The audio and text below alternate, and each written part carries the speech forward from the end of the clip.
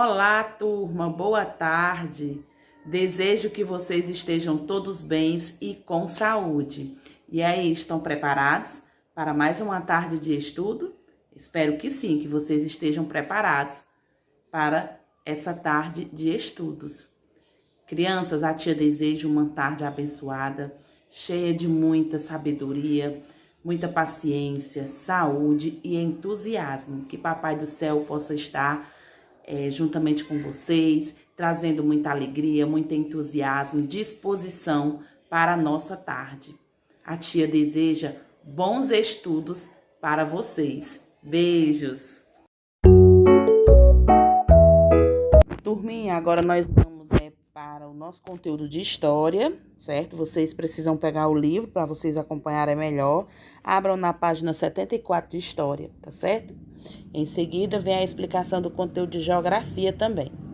Bom, o nosso assunto de hoje, certo? Nós vamos aí conhecer as grandes plantações da cana-de-açúcar no Brasil, tá certo?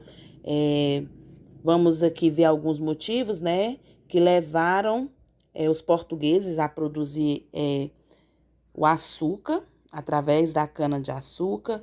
Vamos aqui conhecer, certo? Um engenho, ver passo a passo de como que era feito o trabalho dos africanos escravizados na lavoura, nessa época, tá certo?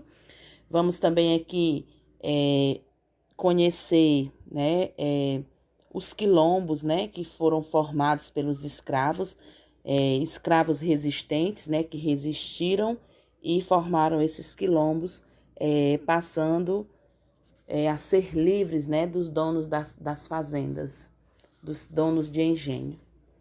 Primeiramente, a tia aqui quer dizer para vocês que o engenho é uma usina agroindustrial especializada na transformação da cana-de-açúcar, melaço, aguardente de cana e etanol, certo?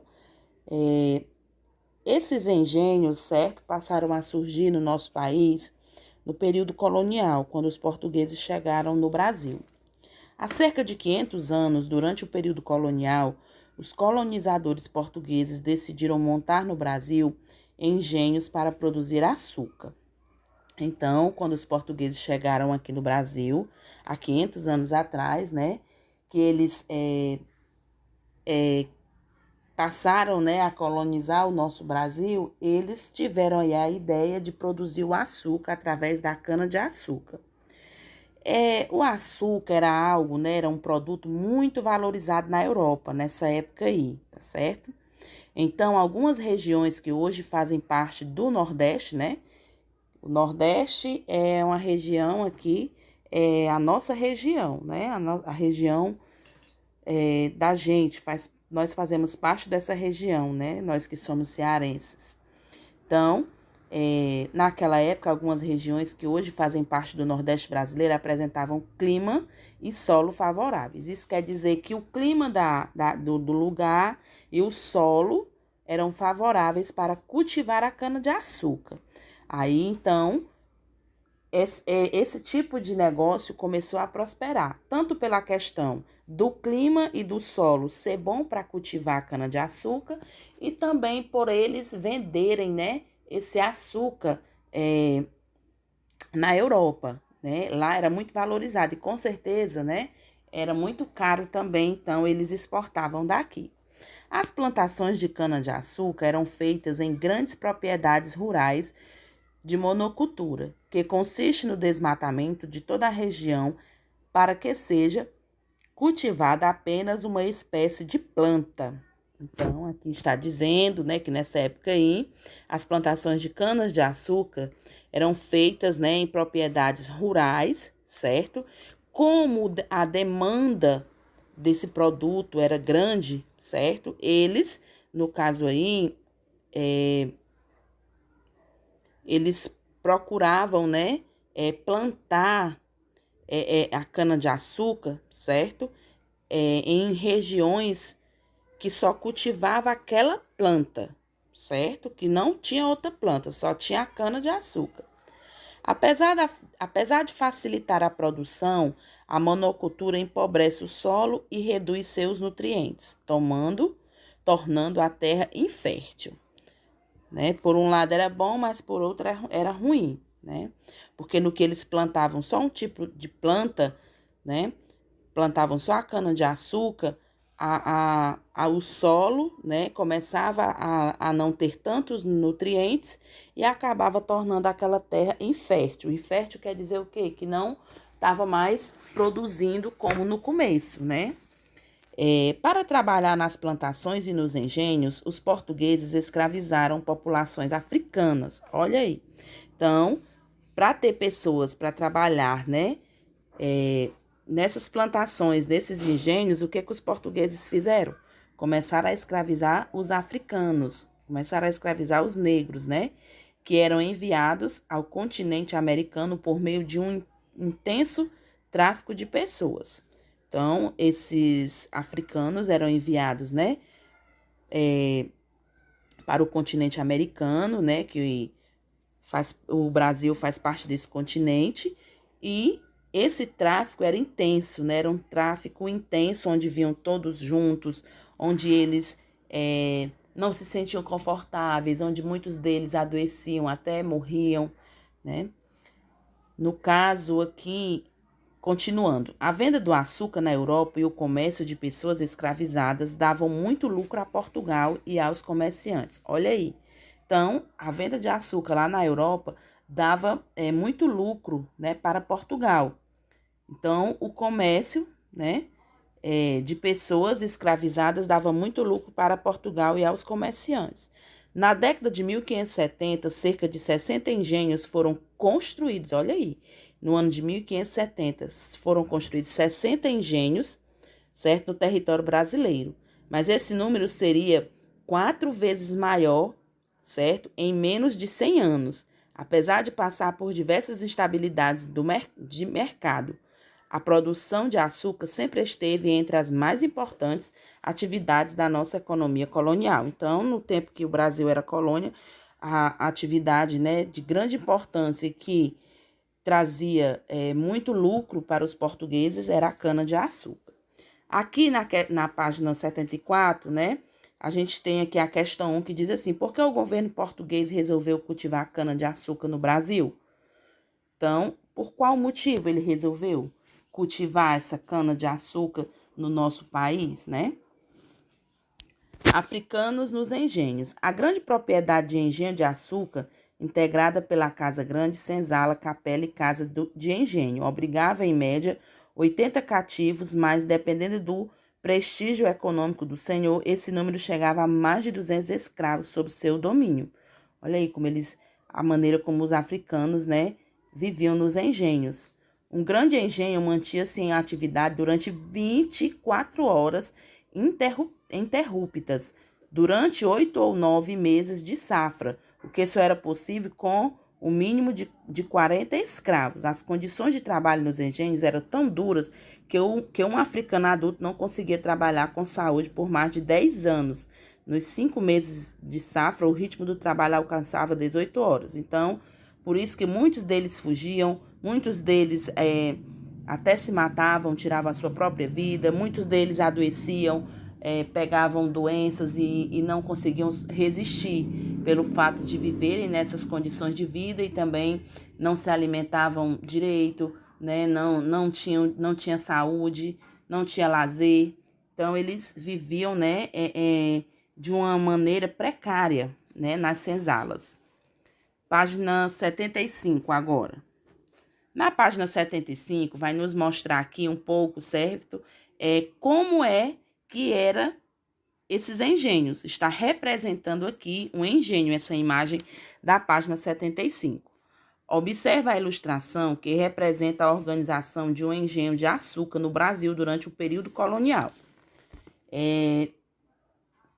Aqui, esse engenho, né, era da época do período colonial. Reforçando aqui que quando se diz que o Brasil, né, na época do período colonial, é porque o Brasil era colônia de Portugal. O Brasil, nessa época, aí, não era um país independente, tá certo? Então, o Brasil era colônia de Portugal. A gente tem aí uma capela, né, pequena igreja onde ocorriam cerimônias religiosas.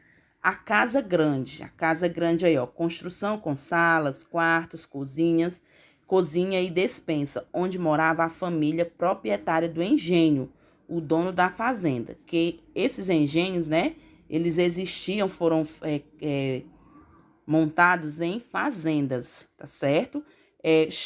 Chamado senhor de engenho era a autoridade máxima local. Todos deviam obediência a ele. O senhor de engenho era o dono da fazenda, certo? Todo mundo daquela fazenda, tanto a família dele como os escravos, outros funcionários, né? Eles tinham, né, muito respeito e muita obediência a ele. Moenda. O que era a moenda? Equipamento usado por moer a cana e obter um caldo, que depois era cozido até engrossar. Aqui está mostrando, né, o que é a moenda, que era um equipamento, né, que era usado para moer a cana e depois obter um caldo grosso, né? Senzala, olha aí a senzala, construção simples que abriga os africanos escravizados. A senzala, né, o local onde eles ficavam, a capacidade sempre não suportava a quantidade de escravos, eles dormiam todos juntos, em cima uns dos outros, né? Esse ambiente, que era o ambiente que eles ficavam, né? Era um ambiente muito precário, né? Um ambiente que eles não tinham nenhum tipo de conforto, né? Eles trabalhavam muito. No caso aqui já disse que eles trabalhavam, era na época de safra, eles trabalhavam 24 horas por dia, eles eram escravizados mesmo, né? Então, só reforçando aqui para vocês que a questão do preconceito existe desde essa época aqui, ó, vem desde essa época. Por que eles traziam os negros da África e deixavam eles fazendo essas atividades e nessas condições? Eles não respeitavam, não valorizavam eles, né? Então, esse preconceito vem desde a época que o Brasil ainda era colônia de Portugal. Giral. O que é o giral? A armação no qual as formas de açúcar secavam. Então, aí está mostrando o giral, era onde eram colocados, né, o açúcar dentro das formas para poder secar. Diárias sobre o chicote do feitor, encarregado de vigiá-los. Depois, amontavam-se nas senzalas, construções precárias onde habitavam os escravos, localizadas próximas à casa grande, residência do senhor de engenho, de sua família e de seus agregados. No final do século XVII, verificou-se uma queda vertiginosa do preço do açúcar no mercado internacional, provocada pela concorrência da produção açucareira holandesa nas Antilhas. Esta situação de crise econômica sentida no Império Colonial Português acarretou o empobrecimento de alguns senhores de engenho, que acabaram perdendo terras e escravos. Então, crianças, aqui, né, está nos mostrando como que eram essas grandes plantações, né, de açúcar. Mostrou aqui pra gente como é que era montado, né, esse engenho, que era numa fazenda, né, tinha todos os equipamentos aí, tinha a mão de obra dos escravos, né, que eram pessoas que trabalhavam bastante, não tinham condições de trabalho respeitadas, né, eles eram escravizados mesmos. E o nosso conteúdo de história é a página 74, 75, que explica aqui como era que acontecia nessas grandes plantações da cana-de-açúcar. Tá certo? A nossa atividade de história é essa questão 1, certo? Da página 74, tá certo? Porque o governo português resolveu cultivar cana-de-açúcar no Brasil. Vocês vão pesquisar dentro do texto da página 74 e responder. Olá, turminha! Na aula de hoje nós vamos falar sobre recursos naturais. Os recursos naturais são elementos essenciais à existência do ser humano e à manutenção da vida. Diariamente, buscamos satisfazer nossas necessidades e, para isso, recorremos ao meio ambiente e ao que ele nos fornece, como o solo, a água, o oxigênio contido no ar, a energia que vem da luz do sol, as florestas, os animais, os minérios, entre outros. Todos esses são considerados recursos naturais. E eles são divididos em dois tipos: os recursos naturais renováveis e os recursos naturais não renováveis. Os recursos naturais renováveis são aqueles que são inesgotáveis ou que se renovam em curto prazo, como o solo, a água, a vegetação, os animais, a luz solar e o vento. Já os recursos naturais não renováveis são aqueles que não possuem a capacidade de se renovar ou que sua renovação é muito lenta, como os minérios, carvão, petróleo, ouro e muitos outros que podem acabar algum dia. Ao longo dos anos, os recursos naturais passaram a ser explorados e utilizados sem cuidado. É muito importante economizar água, pois mesmo ela sendo renovável, um dia pode acabar. Preservar o solo para que ele continue sendo produtivo. E as florestas, diminuindo o desmatamento, entre outras atitudes. Cuidar dos recursos naturais é uma obrigação para um futuro saudável e feliz. Até a próxima aula!